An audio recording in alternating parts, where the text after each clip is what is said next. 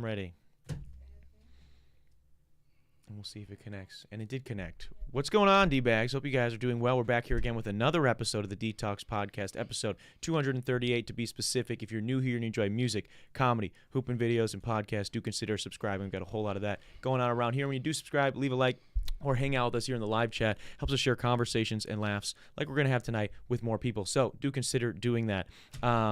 Also, before I get into today's episode and our sponsors and everything, I got to tell you guys, I got to plug. We got a big live show coming up here in Milwaukee. It should be up on the screen right now.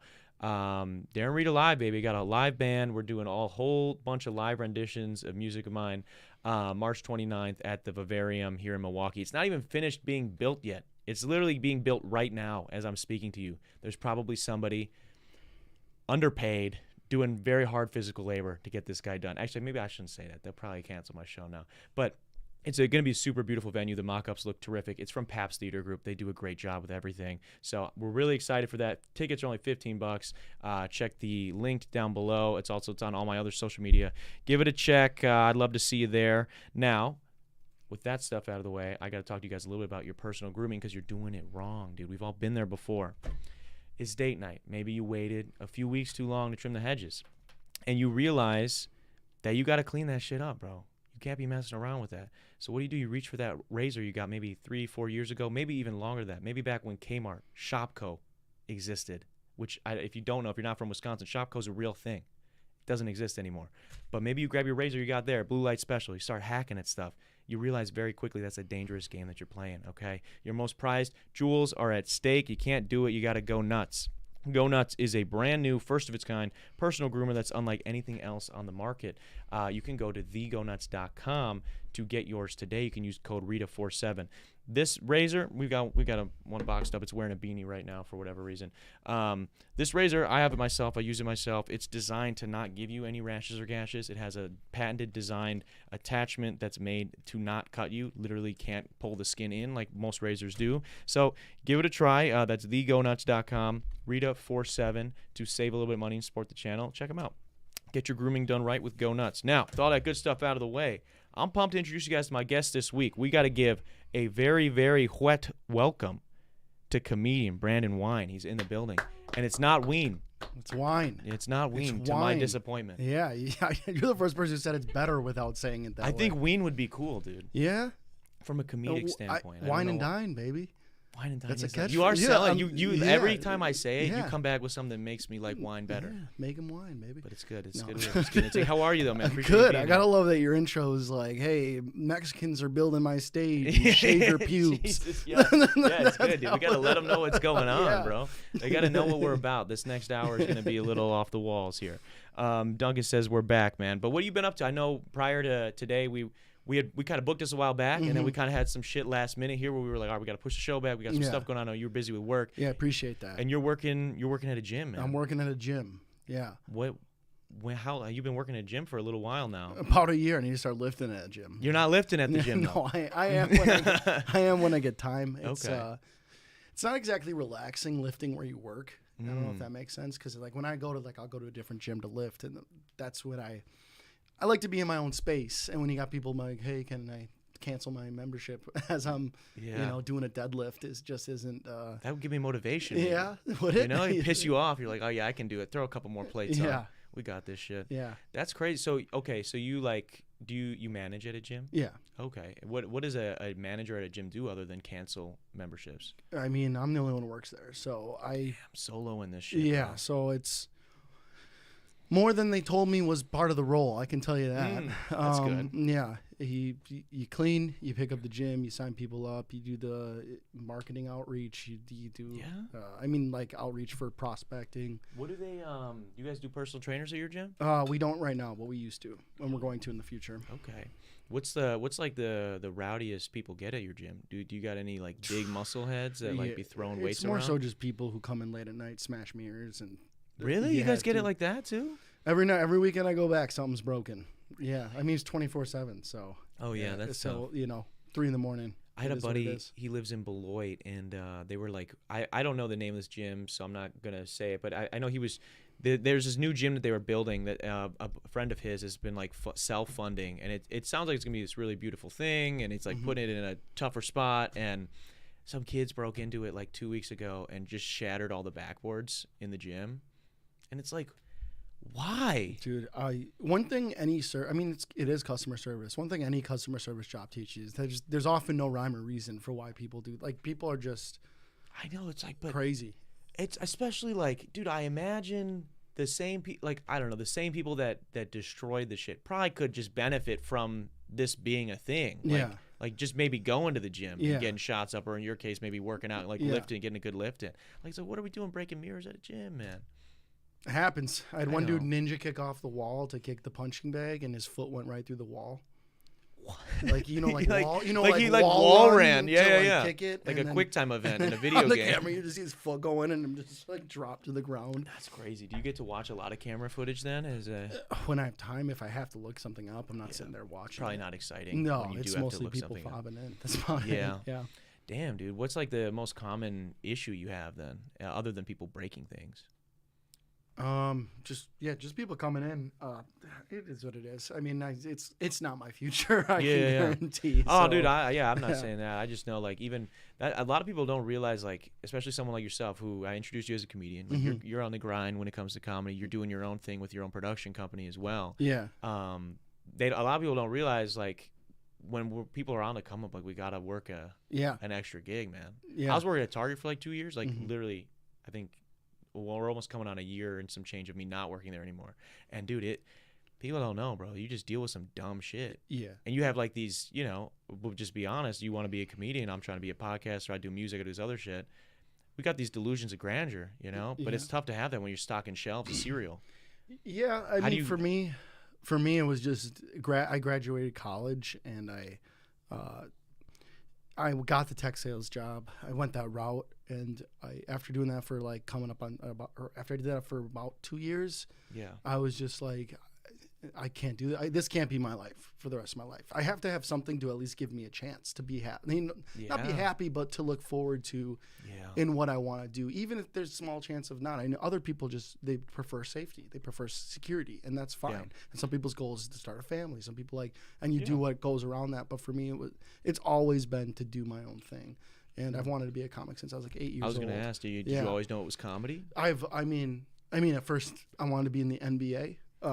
But as we all do. Yeah, and then I realized that wasn't happening. How quickly did you give up that one? Freshman year in high school. Oh wow, okay, you learned early, man. Well, I played soccer, so like once I tried out for the basketball team, and I played soccer so much I didn't want to double down. I was just tired. I shouldn't. Looking back, I should have just done it. But either way. Yeah, I used to get caught watching YouTube videos of stand-up comedy when I was like 10 years old in my bed. Who would you be watching at 10, man? That's anybody on the Laugh Factory. So like Laugh Factory just used to post. And what was cool, like realizing that, is seeing these comics that you didn't know, because and then seeing them years later. So it was people like Chris D'Elia and all these people who you didn't know at this time when I was watching it. So they're just open mic. To see people like, oh, anybody can just go do this. I mean, not literally, but. I mean, really, anybody could if they put in the time. Well, not be in the Laugh Factory stage, but like anybody can do it. So like, and then I was afraid of life for a while and got that job, and I just decided that I want to try to take a shot at doing something. I got out of a 7-year relationship.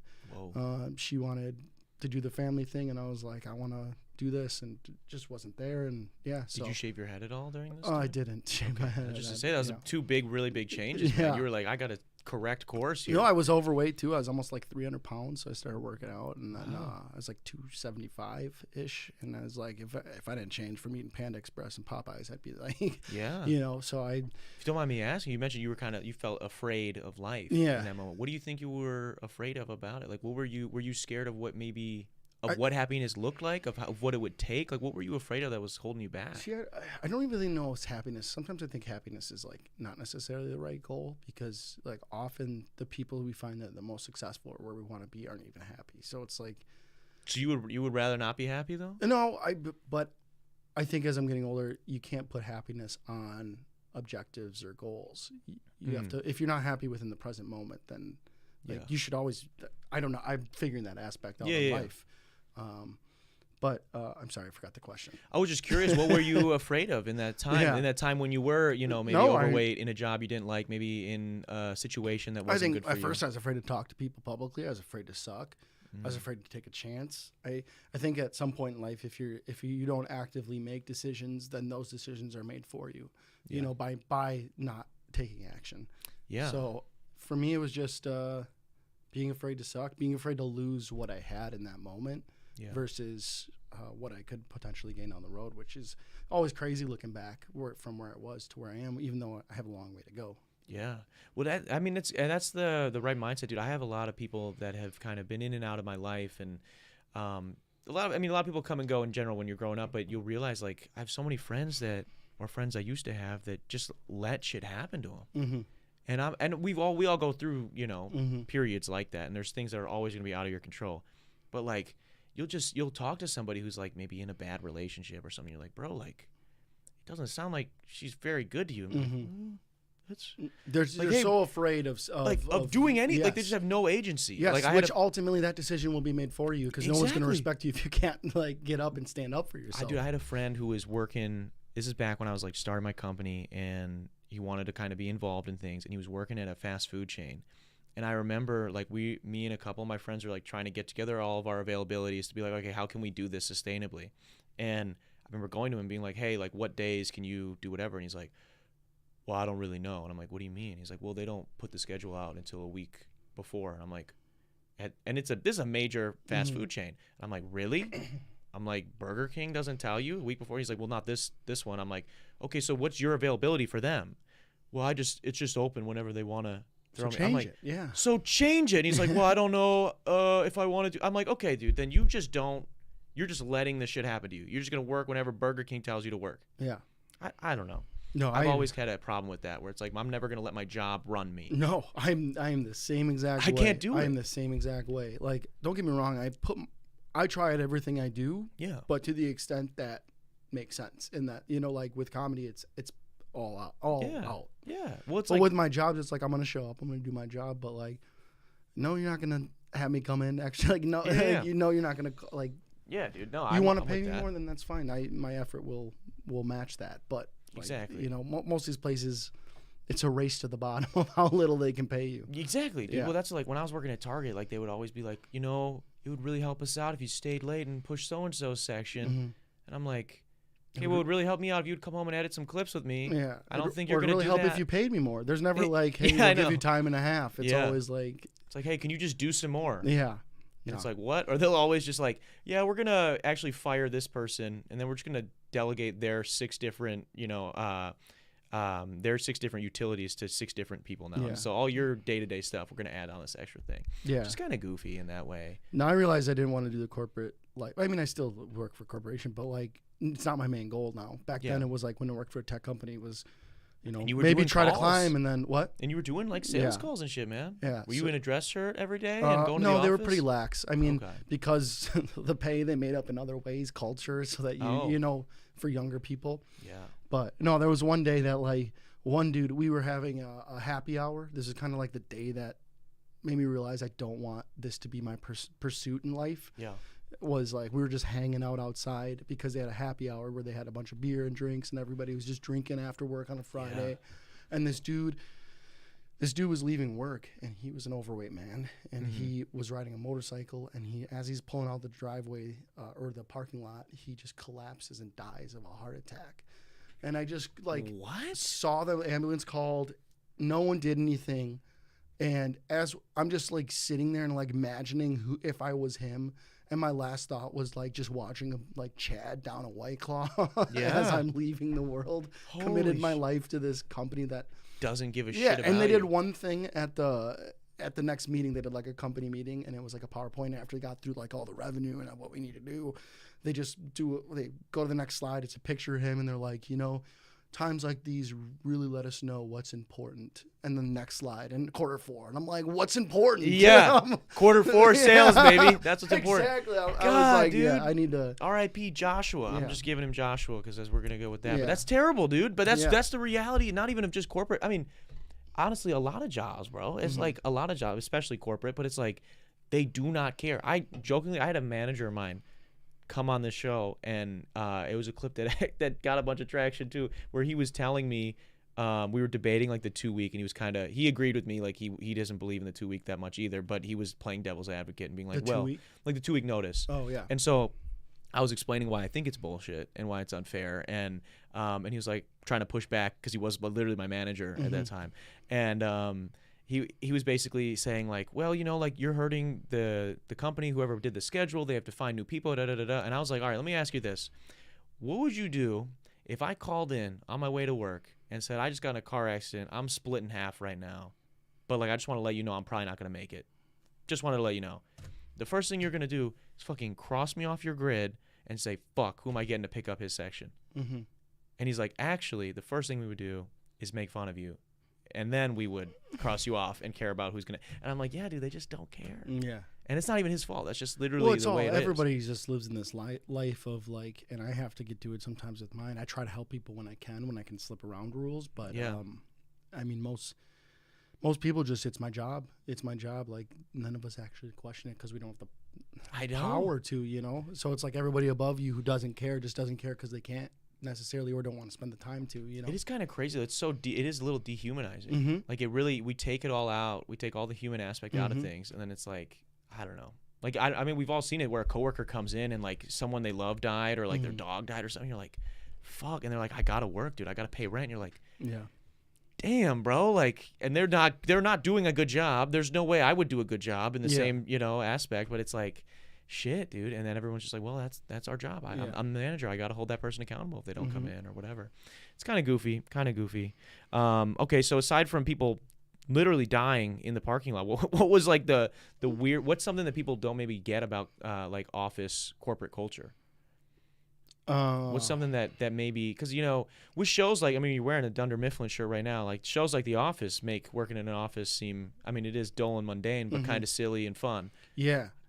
To me, I think it's the dehumanization.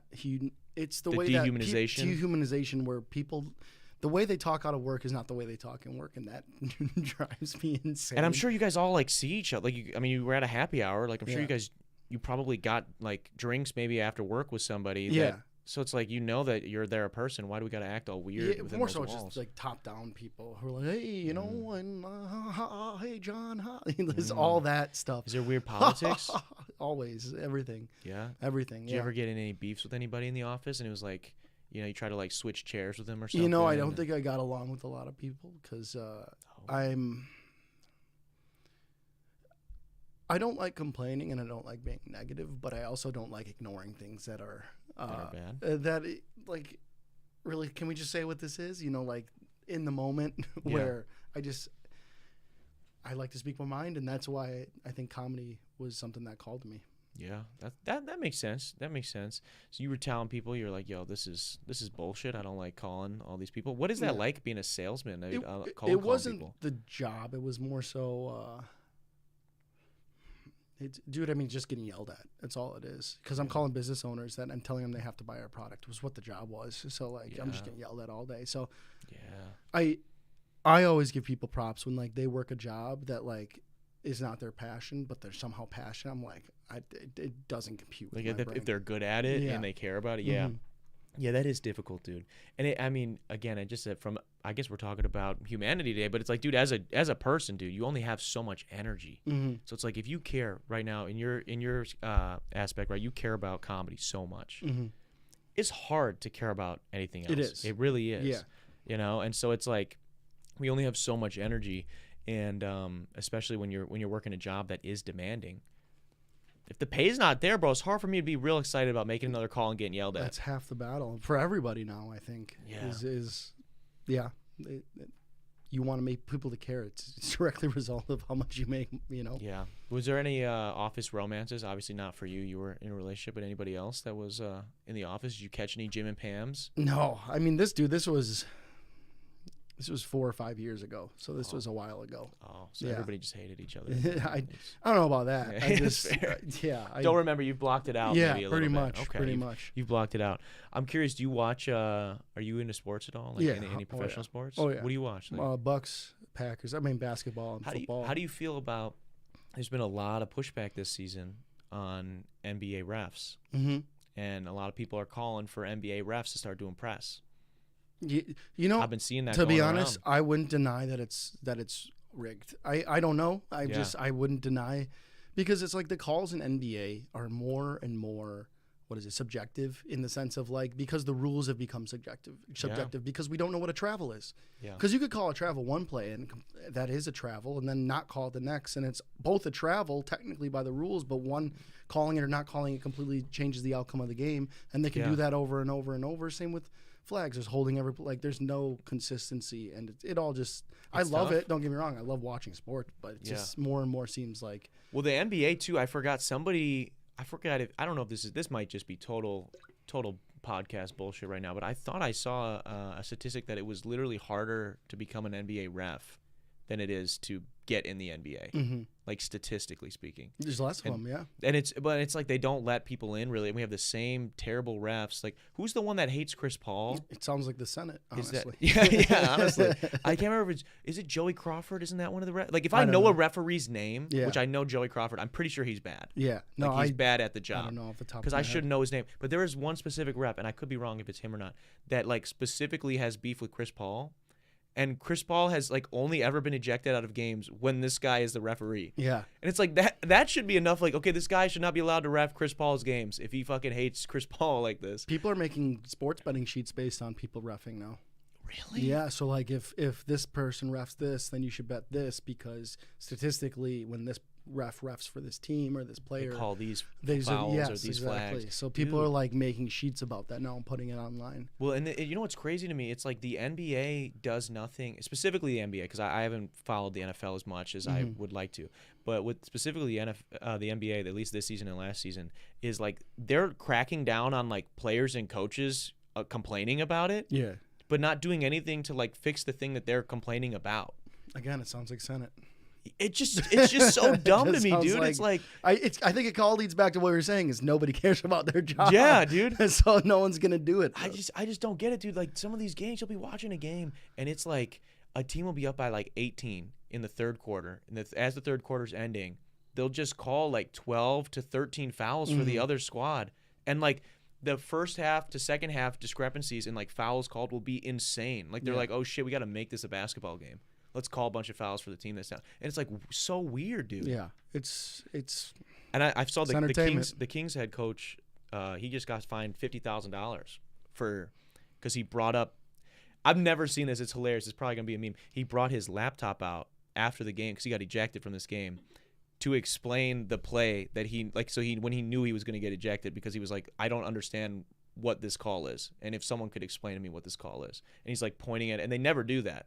But I would love. And people keep bringing up the idea of maybe having these refs explain, at least, dude. How about they get fined if they make a bad call? That's what I'm saying. Especially like we brought the fining in for like the flops. I remember when like that happened, and it's like, all right, man. But how about if they make an egregious call, like it happens in the game, whatever. But we gotta do something, bro. Yeah. Because it's just some of it's bad, and I know the NBA, it is a players' league, so. Players bitch a little bit more and get away with a little bit more than they do in other leagues, but still, dude, some of it's goofy shit, just straight goofy. Yeah. What's I'm curious, just segueing here a little bit. What's the dumbest saying that you've heard in the last year and some change, or what's like a saying that you hate? You know, when people like slay. Mm-hmm. You hate slay. Mm-hmm. I feel like that's homophobic a little bit. No, specifically not the word, but specifically the usage of the word. The usage. Okay, give me an example. What because every time I've heard it, it's just like backing up someone's decision, regardless of what the decision is. Yeah. Yeah. Does that make sense? Or it's like it is. Just slap this person for not listening to me. Slay. Yeah. Like slay. Like maybe you shouldn't have done that. You know. No, I don't know. That was just off the top of my head. I just cheated on my boyfriend with his three best friends. Yeah, slay. It's his fault. Yeah, or you can flip it. Or my girlfriend's. You know. It's like, I just stole like $400 from my workplace and got fired. And they're like, slay, let's go. Yeah, that is true. Okay, I can see that. Off the top of my head, that was the first one that came. Dude, I hate I played college basketball, so like basketball was a huge part of my life. Mm-hmm. I hate the phrase shooters shoot. My least favorite phrase. Yeah. Because it was usually an excuse for a head coach or a shooting coach or whatever, an assistant coach, to excuse a player that is maybe in a position they shouldn't be in for having an absolute shit night for the 5th night in a row, and being like, well, we're just gonna keep everybody else here on the bench, but we're gonna keep letting so and so play, and they'll be like, hey Johnny, shoot or shoot, man, it's okay that you're 0-15 against our rival, and we kind of need you today. You still play? I still play all the time, yeah. Yeah, nice. Yeah. Where'd you play ball? At UW, you know UW Whitewater? Yeah. So they had an extension school, so I didn't play at Whitewater technically, but basically it was UW Rock County, and then it got absorbed by Whitewater. So we were in like it was a JUCO league. Yeah. So it was like Division III JUCO. It's basically high school basketball. You asked me before who I look like Okay. famous person. I don't know, and I asked if you got anybody because everybody always just tells me I look like their cousin or somebody. You look familiar, Yeah. but I don't know who. Who do people tell you you look like? Because I probably already know who because I want to say it. Say it. I get a lot of different ones. The so. Nickelback. I've been getting him a lot recently. Yeah. Yeah, him. Yeah. It goes him. Sometimes I get the guy from Big Time Rush, Kendall. I got before I used to have. You got nice hair, man. Thanks. I appreciate it. I get Jesus a lot, especially when it's Yeah. longer, when it grows out. Before when I used to have it short, I used to get not the weird Franco, the other for Dave Franco. I used to get him, but yeah, I don't know, just it's all over the place. I don't see it either. That one, but I got Sean Penn once, and I kind of took offense to that, just because he's old, and I was like, that's mean, but I don't know. It's weird now, especially with facial hair and the long hair. Some people think I'm like 40. Really? Yeah, but I feel like if I were to cut it all off, dude, I could be 19. Yeah, I get that know? too. If I let my hair grow out, if I cut it, then I feel if you shaved it 24. too, it's like, dude, it's like I feel like men, especially like in our generation, it's like anywhere from 18 to like 35. If we just shave, yeah, we look 18 again. And you know what you can shave with? You gotta go. There we go. Go nuts right there. No, dude. Yeah, it's just. I'm getting paid $0 for this. $0 right for that ad, but you plugged it. You plugged it either way. Any other sayings that kind of piss you off, dude? Slay was a good one. I used to hate bet. I used to really hate when people would say bet. I don't mind it. I use it in text more than language. I use it in text now. More than like talking. Yeah. But give me some people have said. I used to get really pissed about that. Let's see. What about you win some, you lose some? How do you feel about that? To me, that's right in line with it is what it is, which I've used it is what it is all the time because I think that's just an understand. Using that term is just understanding that life goes your way sometimes it doesn't. Yeah, you just gotta be okay with that. That one's all right. I like it. We can say that's an okay saying. Yeah. What else? What's another bad saying? I used to. My mom always used to say, and I don't not like this, but like as a kid, you were like, she would always say, Brandon, you just gotta kill people with kindness. But like growing up now, it makes sense because truthfully, it's like when you build relationships with people, if you're kind to people, like what are they gonna say? Oh, that dude was a dick. He didn't, you know what I mean, do anything to me. But growing up when you like mess up, you're like gotta kill people. It's like shut up, mom. Yeah, dude. What about like the customer's always right? Oh, that's bullshit. Yeah, they're usually never right. Yeah. Very rarely are they right. I mean, we'll pretend. We'll do the kill them with kindness. Yeah. But they're wrong. And I'm going to tell everybody about it after. I'm never rude, but I usually feed back the energy that people give me. I start nice, and it's like if they're going to be rude to me, then I'm going to be very direct with them. Oh, you'll switch to direct? Yeah, not rude, but like I'll match it because it's like even when you're working. It depends. That's like it takes longer. Okay, truthfully, I've had it where people are really upset, and I can be really nice, and then it flips them. Like they're like realize I'm yelling at this dude who's trying to help me, and then they calm down. Let's try this, bro. Okay, let's pretend I'm coming into, we'll call it Brandon's gym. Okay. All right, and I've been a member for the last year, about the same time you started. Maybe I was your first person you got to sign up for a membership. Sure. And it's the start to the new year, and I realize I'm trying to get worse. Okay, I want to end this gym membership, so I come in. Okay. Oh, what's going on, Brandon? What's up? How's it going? I'm trying to cancel my membership today. Oh, okay. And you want to looking like that? Yeah. Okay. Have you thought about that? Yeah. Yeah? Yeah. Okay. I'm thinking I'm done. I just don't like it here. Can you call your girlfriend first and let her know that you're a failure prior to doing this? I'm not going to do that, man. I'm just going to cancel. I'm going to cancel. All right. What do I got to do to cancel? You got to sign this form right here. Mm-hmm. Just please check at the bottom. I'm a lazy piece of shit who doesn't care about myself. Do I have to choose the I hate myself box as well? If you're a lazy piece of shit and you hate yourself, then you have to check both. Okay. Yeah. Okay. Shit. Okay. That's fair. Would you do that to somebody, you think? What's the word? I'm not gonna lie. People do do you ever push back? People do. No, I mean they have rules if you're in a contract. But other than that, dude, there's people who work at other gyms. I've never written this, but they'll literally write, "Is a lazy piece of shit and wants a can." Really? Dude, that's hilarious. They don't know that. They write it afterwards. But Yeah. like I've seen forums where people are like they're just lazy and they don't want to work out. Yeah. Did you get a lot of people then in this month here as the first month of the year? January is crazy. Tons of people Yeah, joining January is up. crazy. That's fun, dude. What about for yourself? Is there anything like exciting that maybe a New Year's resolution? Anything you want to try this year? I'm just trying to get more organized, get more focused, get more content, really get the show production aside, get my own emailing down, trying to get out in the world more. So like this weekend I'm performing at Salem Comedy Fest out in Boston area. Oh, that's gonna be fun. And then it'll be fun just from the travel aspect. Yeah, plus you get to do that's what I'm comedy. trying to do more is just get out there. And then next month I'm going to Hawaii with Cody, and then we're gonna do some shows out there. So I'm pumped for that. Yeah, so that's gonna be super. So fun, I'm just trying to get more. I'm trying to refocus on my health because I lost all that weight and I was taking care of it. But then I've gotten so busy that like when I'm on the road, it's like sometimes Quick Trip is the option, and I hate it. But it's like I haven't eaten all day because I went from work to this, and it's just like. But that's the focus thing too. We were talking about before. You only have so much energy, man, and it's like, dude, if you're so focused on this comedy thing right now, sometimes that goes to the wayside. I know the same thing with music and with everything else. It's like there'll be stretches where I'm like, shit, dude, I really need to hit the gym a little bit hard. Like I'm hitting the gym, but it is the bare minimum I could have done. Dude, today, sometimes I mean, I give anybody props. I mean, I joked with you earlier, but truthfully, it's like anybody who's taking active steps, regardless of where you're at in life, I respect it. Genuinely respect somebody deciding that they don't like where they're at and they want to make some changes and taking the action. So, I mean, sometimes just showing up is that step. It's like, even if you're not doing good, I can't tell you how many times I've gone to the gym and it's like, at least you went. You know what I mean? At least when you leave, you're like, it was a crap workout, but at least I did something, right? Or music or comedy. Yeah. Maybe I bombed, but at least I went to a mic. I took a step tonight. Yeah. Even if I failed. That's a good way of looking at it, because then it doesn't, you're not minimizing those maybe in the moment failures. You're using them as a sort of building blocks. Then those all compound. I agree. I believe that everything where you're at is a result of what you've done for the last 6 months. Okay, I see that. You know what I'm saying? So. Where your podcast episodes, where your comedy is, it's like, what have you been doing the last 6 months? And then I think that's just a continual effort. I agree with that 100%. Well, you mentioned there a minute ago about obviously you're getting out and you're doing some more shows. Are you doing those through your own comedy production company then? Is that you, or is those kind of collabs? I'm trying to get booked at clubs. I'm trying to get booked at local shows, but I also do run shows because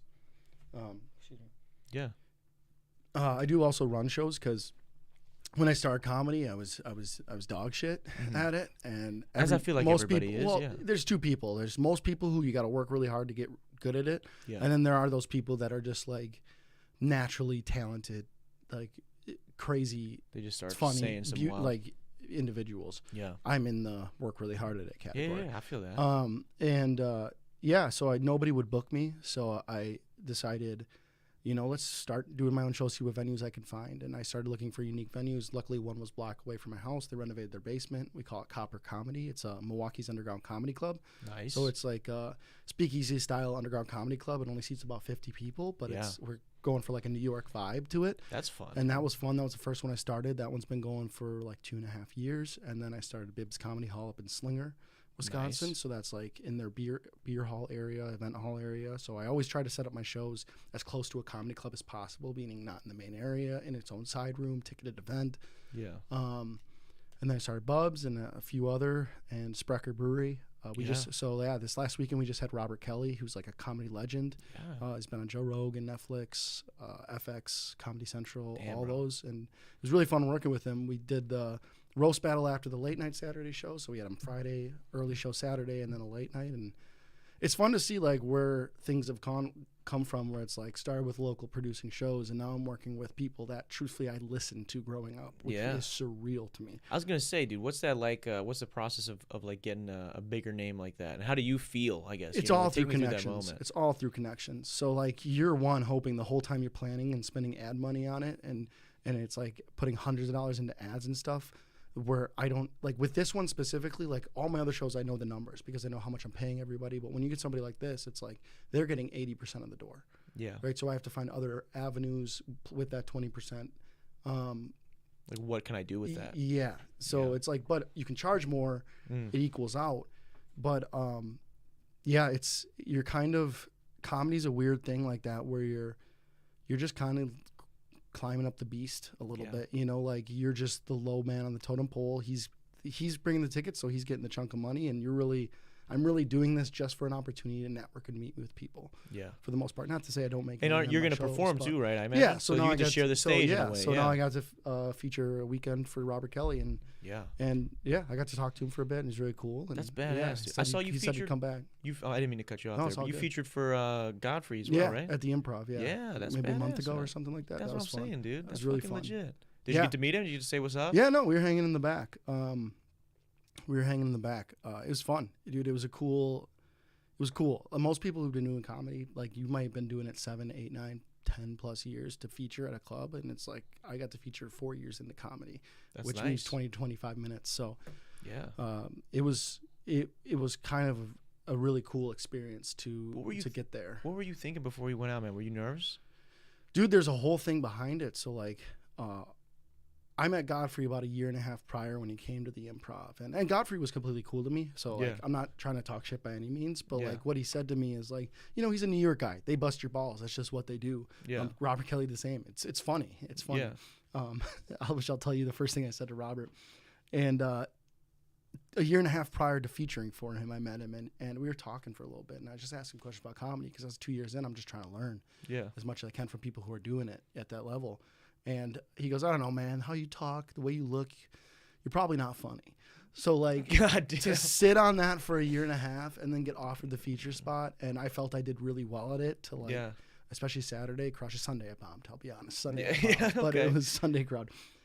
But to get that opportunity, dude, I felt, like, euphoric. It, like, to have somebody you look up to tell you probably suck at comedy, and then get to prove that like I can do this, and you get to do it with him in a way, right? That's pretty sick. Cool. And again, Godfrey's a legend. There's nothing bad there. It's like that's Just is what and if anything, I bet it probably made you work even harder for that year and a half to get that opportunity. Yeah, it was really fun. That's legit, dude. Yeah, first thing I go to Robert, my favorite comic, one of my favorite. It's either Brian Regan and Patrice O'Neill. And do you know who Patrice O'Neill is? Yeah, so he died in like 2008, and Robert was like always on the radio with stuff. I used to listen to that, and like I just me Robert were talking. I was like, hey man, and he in the back of the green room. And I go, hey, I was talking about this, like the stuff I like used to listen to or whatever. And I was like, yeah, man, that's really good. Bring up my dead friend before I go on stage. Jesus Christ, dude. He was fucking with me. But man, it was so funny because he just kept busting my balls, which I love. God, I think it's funny. What's that like in the green room or in the back room before a show with It depends. other It depends on the comic. I mean, if they're your buds, it's fun. Some comics are awesome. Some comics are, just to themselves, and some comics are kind of nightmares to work with. I'm sure. I don't think I've ever worked with anybody who was a nightmare, honestly. Okay. Yeah, nobody I've ever worked with. Yeah, it's interesting. I mean, that's what I think. I just like, as someone who's just a fan of comedy, right, and just loves. I love watching comedy. I love listening to podcasts, comedic podcasts, and stuff like that. It's interesting, like growing up listening and watching all this, you just like assume everybody like fucks with each other because you're like, dude, we all do the same thing. But then like you do a thing, especially in the arts, and so like I'm in music, and then you start to realize like, oh, there's a lot to not like about other people that do this. We're just humans, man. It's like there's a lot of regular people I just don't like in my life, right? So it's like the same thing now. Just because I'm a comic. Doesn't mean I'm going to love every other comic just because we're comics. No, it's just we're essentially coworkers in a way and competitors. Exactly. It's kind of hard. Because we're all fighting for the same stage time. Yeah. It's interesting. And so many comics, it's just differences. We're just different from one another. And my whole thing is like, I've never thought like just because I've always liked people who are different from me. I don't get like, I feel like now culture is like, if somebody's different from me, you can't hang out with them. I disagree. I'm interested. That's truthfully why I got into comedy, because I was a guy who never felt they fit in with any group. Like I was in every group, but never in the group. Does that make sense? Yeah. Where like I could bounce from group to group, but I was never the main member in that group. Yeah. Does that make sense? Yeah, dude, I get that. Cause I have a similar feeling to that too. Cause I know when I was growing up, it was like, I play even in college, right? I was playing college basketball, but I had this interest in the arts and so in music. So I was taking all these music classes. I was in acting and all this other shit. And it's like, the basketball players are giving me shit because I'm doing that, and then the acting people Calling are kind of gay and shit. yeah, a lot of that. And then the acting people, I know no one wanted to. There was literally I was in an acting 101 class, and no one wanted to be my scene partner for this scene. Really? Because like no one wanted to talk to me because I was the fucking like jock, like basketball guy. I'm like, dude, I'm 5'10". Little white guy with pretty hair. Like, what, dude? I'm a fucking actor too, bro. People. I like comedy because it was just different. Because everybody in it is so different. It doesn't mean I love everybody in it, but like, I've always liked people's ability to be individuals, like in that sense. That's what made me love comedy. Patrice O'Neal made me love comedy because of that. Because he was so unapologetically himself, and I feel like growing up, it's hard to be yourself sometimes. So like, still hard. See that, but to see somebody who just like they don't care, like this is who I am. You can take it or leave it. Yeah. Not that he's trying to hurt people, but like that's just who he is. So what's kind of in a similar vein then? What's been the toughest or maybe worst opening joke you've had where you thought something, you're like, all right, I'm gonna let these people know who I am, and you're like, fuck. It's just you mean my toughest bomb? Like toughest, like maybe you like did you ever have like a tough like opener, like your first line? And you realize, mics like, were harder than anything. I mean, I've done shows where I've bombed. I mean, I headlined one place up in Green Bay where it was just me and the comics, and then 4 regulars who were in the back bar drinking, and I had to do 30 minutes, and then I'm just eating the time, just trying to get through it. And then 4 dudes come in, and they buy me a shot and bring it on stage, and they go, "Hey, drink this; it'll make you funnier." Like stuff like that. I mean, my first time I blacked out at the Comedy Corner in Minneapolis. I started in Minneapolis, and then my second time, Nick Swartzen. Do you know Nick Swartzen? I don't. He's in all the Adam Sandler movies. Reno 911. You ever seen Reno 911? Wait, who does he play in all the Adam Sandler movies? So he's always like the goofy. You ever see Benchwarmers, the baseball movie? Yeah. The guy afraid from the sun. He wears the rollerblades in Reno 911. Okay, yeah. Yeah, big comic, huge comic. Yeah, he's funny as shit. He's awesome. But he's from Minneapolis, so he was in town. So it was my second mic ever, and I had to. I was late to sign up, so I was second last, and I'm brand new. I don't have anytime. I'm just trying to do it, just trying to start. Yeah. And he waits at the other bar outside of the area where the mic's happening, just letting people go, because he knew once he get up there, it's going to be an issue. Yeah. Like people are going to leave and stuff like that after his set. Yeah. So he waits until second last, which is me, and they're like, "You're getting bumped for Nick," which is like, okay, sounds good. Yeah. Because you're not going to argue when, somebody who has Comedy Central specials and, whatever comes in. And everybody who's there is kind of waiting for him to go. So I get on stage, so he gets on stage, he crushes, obviously. Yeah. And then he gets off, everyone's clapping. And then as they're like, "All right, now Brandon Wein." And I get on stage, and as I get on stage, every single person in that room gets up and walks out. God. Every person. Yeah. I was like, do I tell it? I'm literally in a room by myself. Yeah. Not even the host is in the room anymore. Yeah. And I'm like, do I tell a joke to myself? Yeah. I think I told the one joke and got off because the guy was like, "Thank you, everybody." Yeah. And then we've got Brandon Wein. And then set it down and left. I felt bad. There's a guy after me. So, oh, God, yeah. That sucks, man. Yeah, there's people don't realize that, man, about like the open mic scene specifically. And this is just from someone who I enjoy just going to open mics even and getting to just like see what people are working on and see what people are trying to do. They don't understand that, like, dude, if there's not a lot of people there, like comedy, it's meant to be done in front of people, man. Mm-hmm. So if it's like just you go up and the room is just 10 other comedians and maybe a couple that like stumbled on to an open mic they're on a date night and they're like, "Oh, there's comedy here, let's walk in." Yeah. It could go, pretty bad, pretty fast. So a lot of people don't like get that, I think. And like we all, again, as someone who's just an observer, who's not like in the comedy scene in that way, it's like we kind of see the people at the top of the game, right? We see the Rogan sphere and all these guys that have their super famous podcasts and they're all doing these great specials and all this shit. You just like think that that's what comedy is. Yeah. And dude, there is like, I mean, open mics is the equivalent of like, for me in music, right? Where there's like SoundCloud rappers doing showcases. Like there's going to be a couple dudes that are really fucking good. But there's like other people too that like, they're just trying to get their reps in and get good at it. If there's no one there to perform in front of. Yeah. It just comes with the territory. Truthfully, I think that's what vets people out. It's like, do you actually want to do it or not? You know? I agree. Yeah, no, I went down the mothership maybe a month and a half ago. Oh, you did? Yeah, I was on in Austin visiting my friend. How was it? Cool. I did the mothership mic. It was awesome. Oh, you got to do the open mic there? Yeah, it was like a legit show, so that was really cool. That's legit. It went well. And then my friend has an in, we'll say. And so like after the show, I got invited into the bar area. So like Tony Hinchcliffe and all these guys are like people passing out joints. It was crazy. It was like just hanging out in this bar with like all these really famous comedians. That's legit. You get to shake any hands? I was just trying to keep my head down because I didn't want to get my friend in trouble because, you know, but yeah. It's still cool to be a fly on the wall. It wasn't like really that against the rule because they do it, but like I didn't want to be a problem. I was just happy to be there, you know? Yeah, dude. I get that. That's super cool, man. That's I think another thing you mentioned earlier, something that's so inspiring with comedy specifically, or at least it sounded like for yourself, was like that like somebody could just like anybody could just do it. Like you watch these people that ended up becoming huge names just at like, you know, their open sets at Laugh Factory, and they turn out to be these huge names.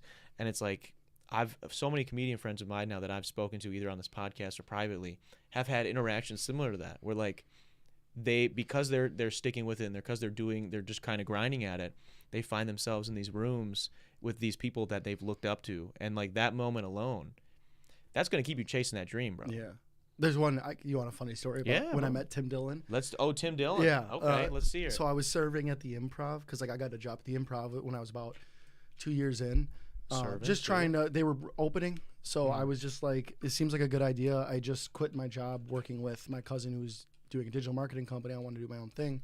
It's like, until I figure out the next thing, I'll just get a job there. Yeah. Super beneficial. But serving there, and I was like, hey, can I serve Tim Dillon one night just because I won't be annoying. I just want to meet him once. Yeah. I had one interaction with him, and they let me serve the whole weekend. Yeah. He got the week prior. He was supposed to do the show on the weekend, right? He had to cancel it because something with his podcast went wrong, and that's his main source of revenue, is my understanding. I could be wrong about that, but I don't know. Yeah. But he had to go back to reshoot it, and then they rescheduled the shows for like Tuesday, Wednesday, or Tuesday, Wednesday, Thursday, whatever. So I got my first guest spot that weekend because they did a low showcase because they found out last minute that he couldn't do it. Yeah. So I got my first 5 minutes in the Improv. I did well. It was awesome. Yeah. And I went back there, and the comics who were on the showcase, who were there because they also were they're supposed to be on the show with him, we're back there talking about it. I go back there, and Tim's like, oh, hey, what's up? You know, and I was like, oh, hey. And they were shooting shit, and I was just like, oh, yeah, dude. It was like, I know other people were bummed that you couldn't be here, but, like, I got my first 5 minutes at the Improv, so I was excited. Yeah. And he goes, oh, yeah, man, you know, my buddy just got his first 5 minutes at the LA Improv. I was like, oh, that's really cool. And he goes, yeah. Then a week later, he shot himself in the head, and then he just walked away from me. Jesus and that Christ, was my bro! only interaction with this man. What did you say after that? Nothing. Bro? I just stood there. I stood there frozen because, like, when I'm not working, I can let go a little bit. But when you're serving them, like, you have to be professional. Yeah. So I was just like, oh no. Yeah. Like, because I knew he was joking, but I couldn't like laugh in his face in case it was real. Yeah. So God, imagine if he was being legit. Dude, all the comics died. It was the fun. Yeah. I'm not upset. It was the funniest shit any headlining comic has ever said to me off of an interaction. It was hilarious. Yeah, that's hilarious. Dude. Yeah. Did you ever get to? I mean, you don't have to name any names or anything, but did you serve a lot of comedians then when you were serving, or how long were you there? Pretty much everybody I served was great. I mean, Tim was great. Tim was really polite. Like, he was fucking with me. It was funny. I appreciated it. Yeah.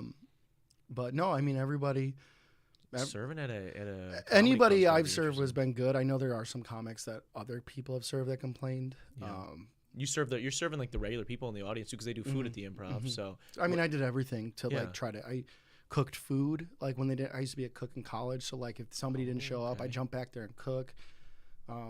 I did door. I learned AV for them. I tried to learn every aspect to make myself as useful as possible there. Yeah. Now I don't work there anymore, but I mean, if they needed me, they might text me. But for the most part, that's cool. Good though, people dude. over there. Yeah. What's like the most annoying part? So I serve a bartend as well. That's like kind of what I do part time.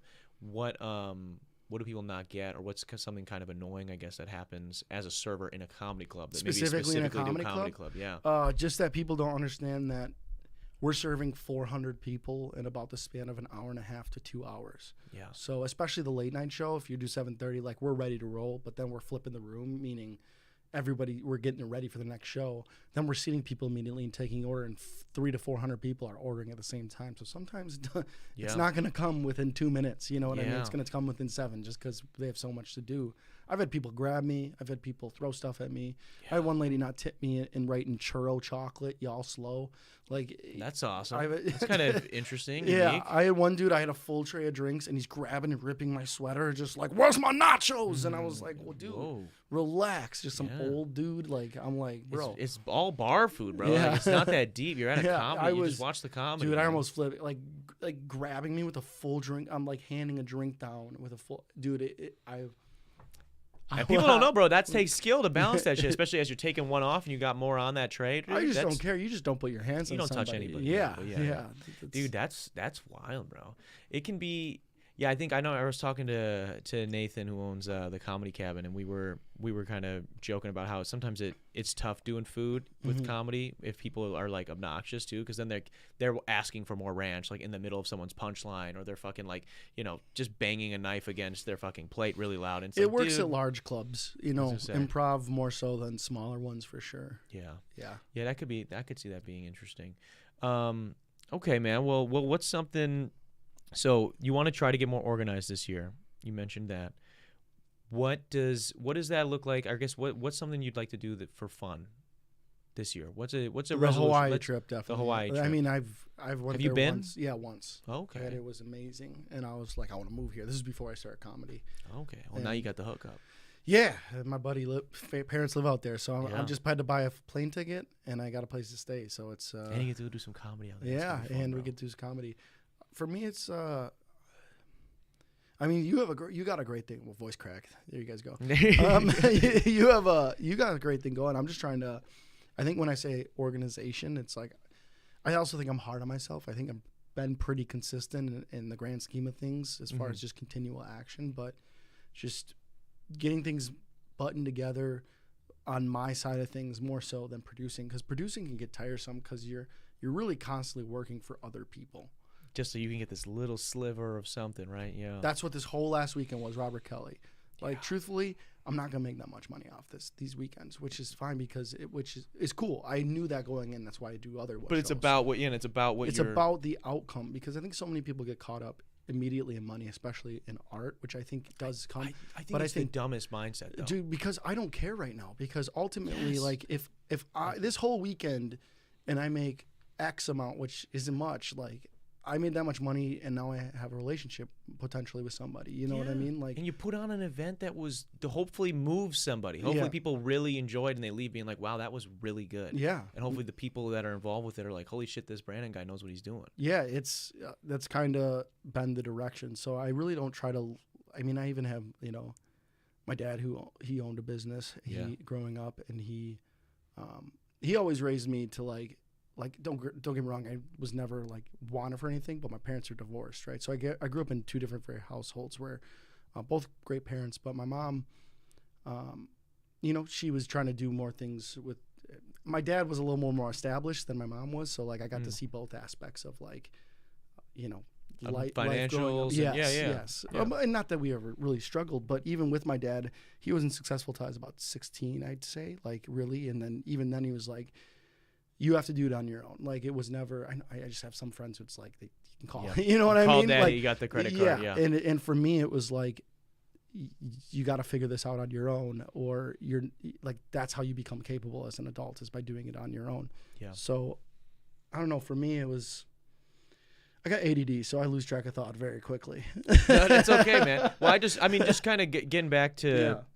Getting back to like with art, what people want like such a quick hit, right? So even like my dad will be like, "Hey, you gotta do this with the finance. Like you gotta pay yourself first," which I get it because I appreciate that mindset with the business, which I think I have, but I don't think he understands the art aspect of what I'm trying to build, if that makes sense. Here's the thing too.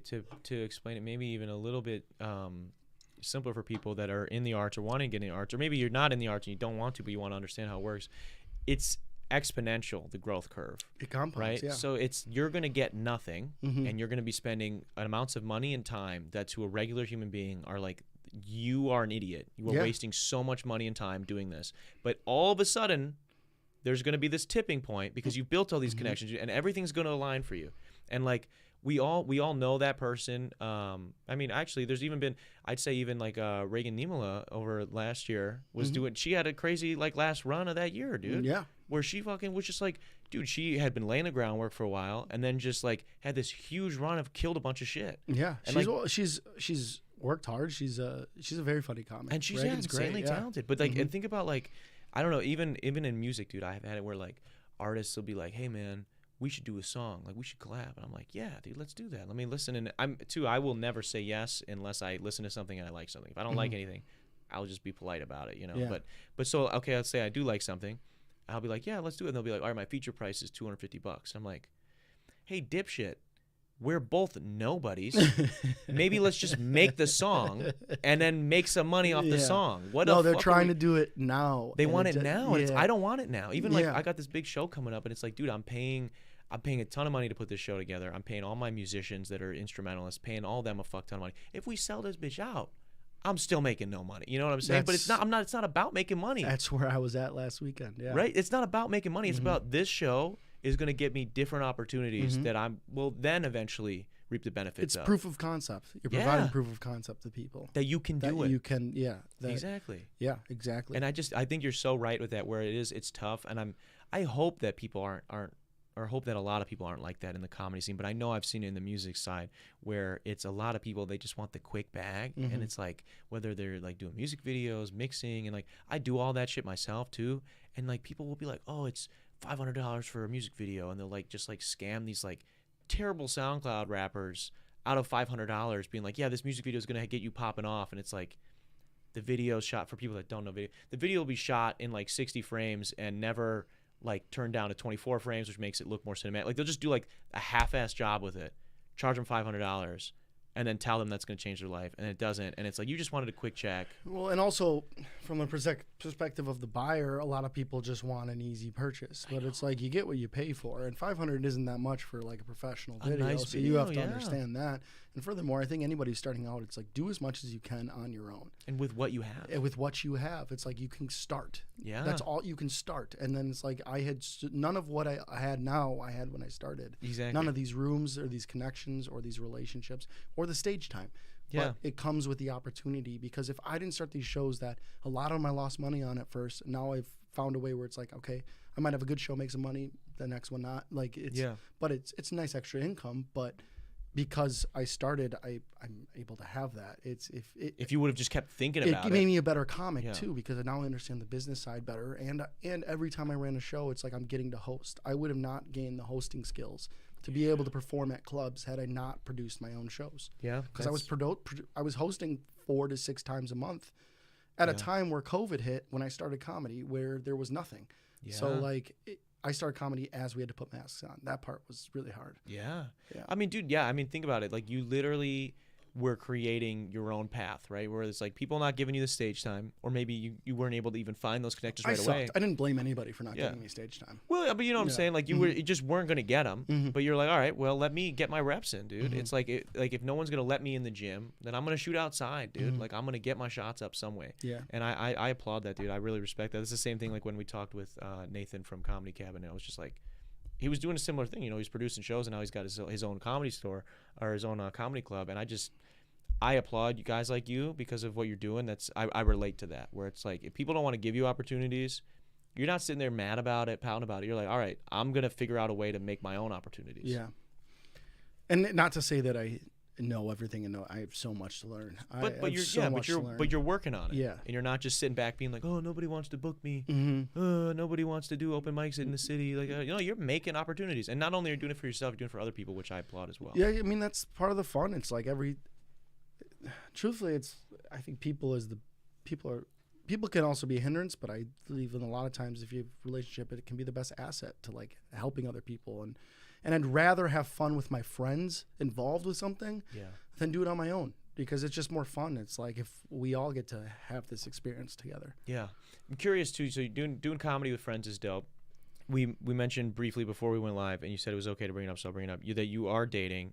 How is that, having a significant other? What does she ever, or do they ever come see you perform? She's great, dude. Yeah? The only reason that I am is because of her love for comedy and her flexibility. I mean, she liked Robert. She was a huge fan of Robert Kelly. Like she's listened to all his podcasts, you know, Bonfire, everything he's been on. Yeah. She knew more than I did, and that's like, she is a fan of so many people I bring in. She helps work the door. I mean, that's like kind of like this. Yeah. I love this scenario. It's like you guys in the sense that she helps me with so much, and that's why it worked out, because truthfully, after getting out of a 7-year relationship, the last thing I was looking to do was to jump into a relationship, and it had been a few years prior, so it was probably 3 years into doing it that we met at the Improv. And I wasn't looking for anything, but you know, when somebody shows that they believe in you and shows like their commitment, I'm always the person who's like, I don't care about someone's words, show me their actions. For her to do everything she's done to help me. She's also got an art degree, so she wants to be a tattoo artist, which I think is awesome. Don't have tattoos, badass. but she's helped me with designs, helped me. I try to That's legit. Dude. help her out as much as I can. I was curious because I know even people will kind of get weird with me sometimes when like a song comes out and be like, oh, what's this about? What's this about? Whatever. I get crap all the time. Do you ever do like any bits? And she's like, she works at the Improv, so like she sees them. And I have a lot of relationship material that doesn't really apply to where I am at in life right now. But I've cultivated over the last 5 years. I can't just throw the bit away. Because it works. Like you need the time that you have, and then I'm trying to make new stuff that kind of fits more where I'm at right now. Of course, But so definitely I've had people be like, so you don't have a girlfriend, huh? Because like I'll start my bit like, I've been single recently, and then I'll move into it, and then I'll say I've been seeing a girl, and it doesn't even apply to her, but like it applies to aspects of my life at some point. But you found a thing that works, that's funny, and that you worked on, and so and she's cool. She completely gets how that all how works. that works. So because she understands that like I've been working on this material for years, trying to make it better and better. So it's like because a joke doesn't just end. Like you write a joke, you can add another tag, you can change it, you can adjust it. It can be the same joke and you can make it better, and you can always make it better, which is the craziest part about comedy to me.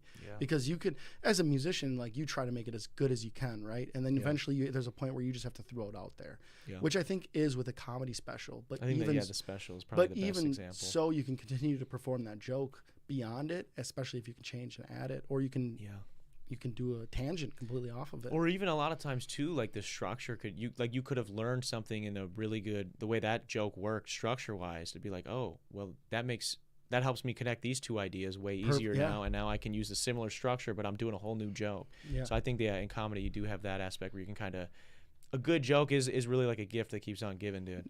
And like the first time, and I've done it a million times, where like the first time I saw a stand-up special, I might have cried laughing, but it's even funnier when I get to show somebody else a really dope stand-up special. I'm like, dude, just seeing their reaction and the way, and then I realized there was layers of the joke I didn't even get before, and dude, that's really cool and rewarding. But she's been great. She's been.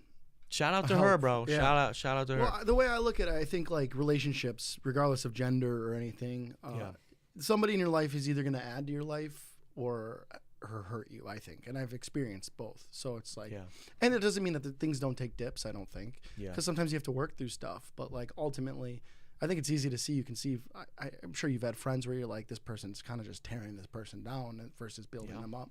Oh yeah, so, we've all had friendships like that too, right? Where it's like you feel like you're dragging them to everything, and it's like, all right, man, like if you don't want to hang, then I'm just gonna stop asking you to hang out. I'm not gonna like feel like shit that you don't want to be around me, you know?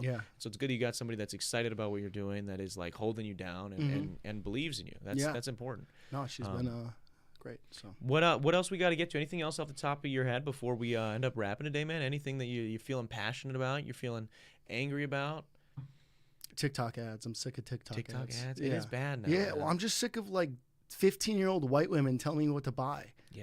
It's always, am I the only one who gets those ads? No, it's like, you need this. It's like, really, you need health insurance. Well, it's the eligible for commission shit too. It's like, they're just garbage products that like, it's all just like eligible for commission. So every high schooler's like, oh, I can make some money because other people are buying this thing. And then they don't even have the product sometimes. I had one guy, he was doing, and I know because I'm we got a Razor sponsorship here. There was one that came on my For You page of somebody that was like, this is better than Manscaped, and it was like it was like a Temu razor on the link, but he's literally holding a Manscaped and just covering the logo and like using a Manscaped razor, and I'm like, So this guy is trying to, and people are buying it, dude. People are clicking the button and fucking buying it. I'm like, he's not even using the one that's linked here. He's just said that you should get it, and you guys are buying it. It's, I'm just sick of, and when I said that, like, I'm just,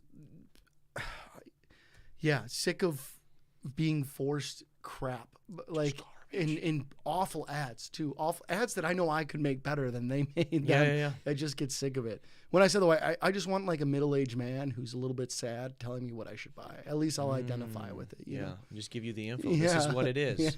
This is what it is. I thought of something regarding the mannerisms or the phrases. Okay. So specifically a mannerism that's been bothering me. What's that? Switching the other end is like those broccoli hair people when just doing this.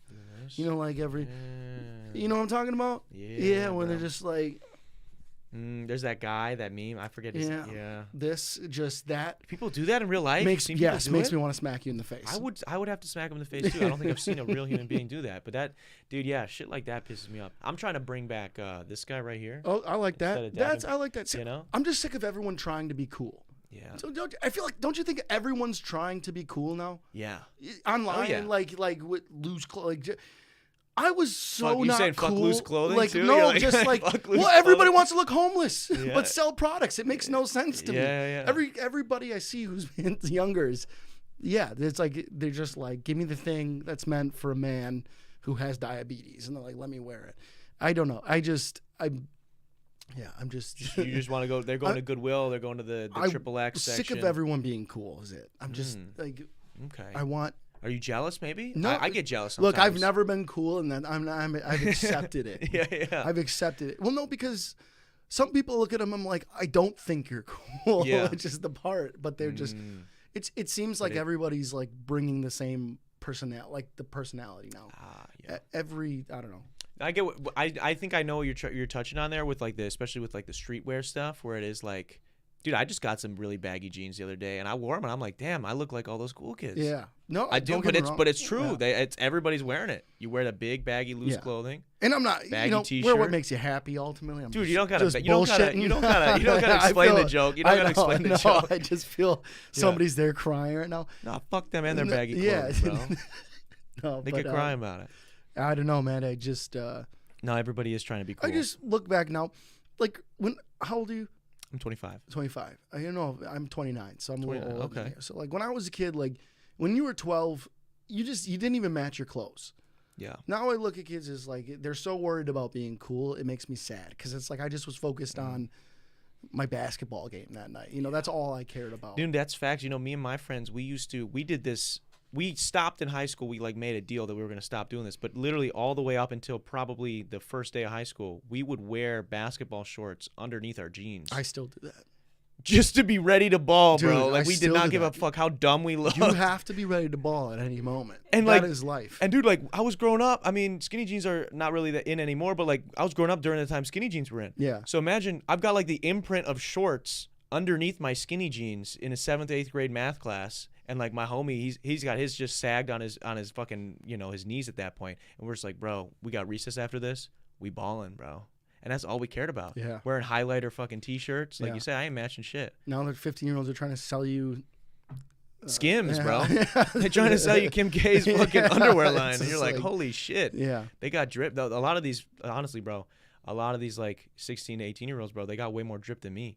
Yeah. I see some of them, they're more jacked than me too, yeah. bro. Well, like they're taking TRT. Yeah. In Dude, fucking my 16. My brother's friends doing it. They're doing trend, bro, in high school. It's insane to me. It's really sad to me. It is sad, actually. Because it's not, and they're just it seems like they're just all becoming the same type of person. Yeah. I've tried to have a conversation with, like, I got younger siblings, like their friends and stuff. Yeah. Dude, I just walked into a Cousin Subs to grab a sub like 2 days ago.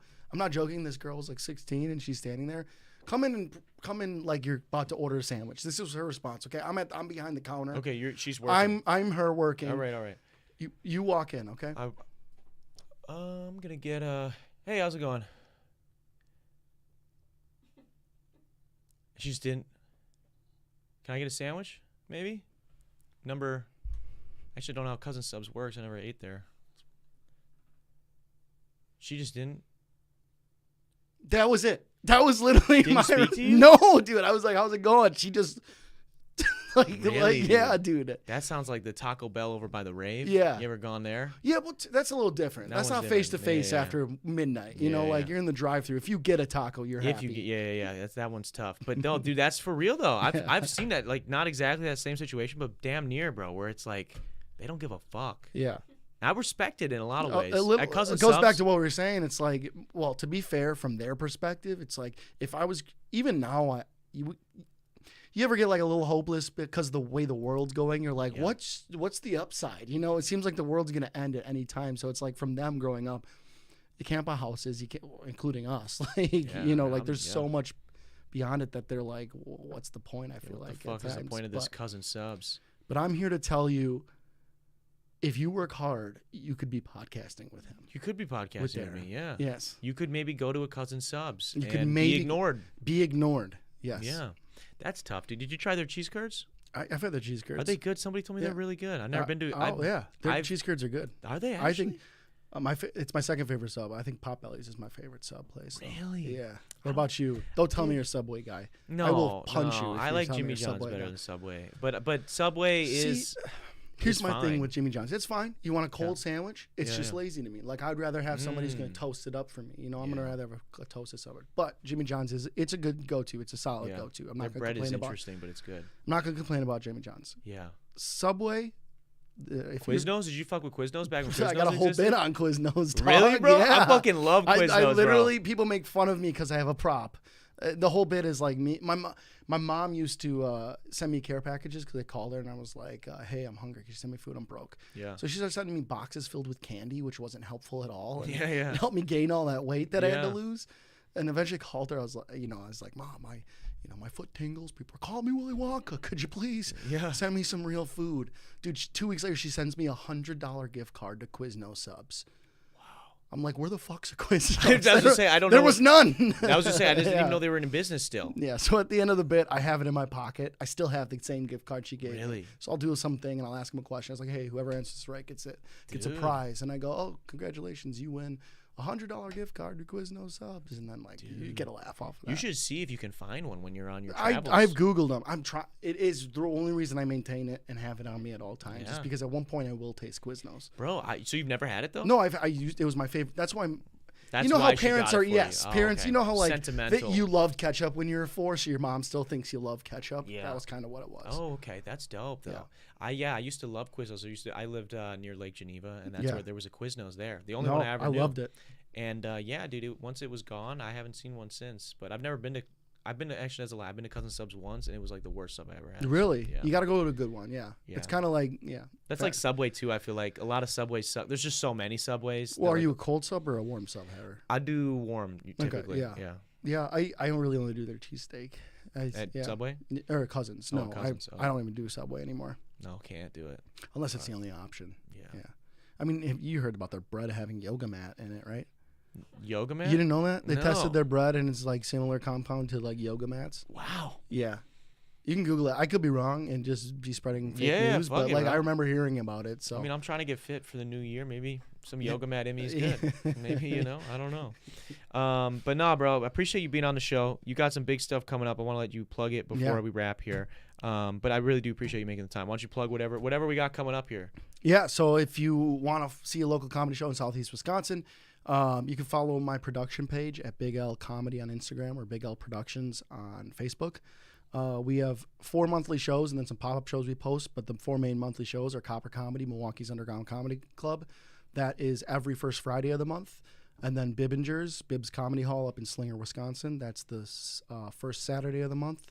Nice. And then Bub's Irish Pub in Germantown, we call it Bubblers, is third Friday of the month. And then Sprecher Brewery in Glendale, right on the border of Milwaukee, is third Saturday of every Is that month. Spreckers like with the root beer? Yep, Sprecher Brewery. I fuck with the root beer. I'm trying to get him to make me a beer under my name. I want to call it like wine beer or like Giggle Juice or something like that. I don't know. Dude. But other than that, you can follow me at Brandon Wine Comedy on Instagram or TikTok or Brandon Wine on YouTube. And we got bunch of shows coming up, so please follow Pop the page. out, man. Come say what's up to Brandon. If you're in guys. Salem, I'm there this weekend. It's a Salem Comedy Festival in Massachusetts. So, dude, that's wild. Hopefully someone from Salem is watching right now. Yeah. That'd be fun. That's cool, dude. Well, I wish you tons of good luck with all that, man. I appreciate you making the time. I want to say quick thank you to everybody who tuned in tonight, as well as those that are going to be watching days after or listening days after on Spotify. Also, a quick shout out to Go Nutz for sponsoring this episode. As well as our patrons for supporting the channel. If you guys are interested in getting behind-the-scenes access to extra podcasts, extra videos, a series where I break down how I mix, master, write, record every single one of my songs, and a bunch of other goodies, go to patreon.com/Darren Rita. You can help support the channel for as little as $1. Now, with all that out of the way, that's everything. Oh, I got a big show coming up. I should probably keep talking to you about that. Yeah, please come to the show. It's going to be fun. We're working really, really hard. We've got a ton of talented people involved. I would love to see you there. Now, with all that stuff out of the way, this has been the 238th episode of the Detox Podcast. I will see you guys next week. Peace. People were beefing with us about our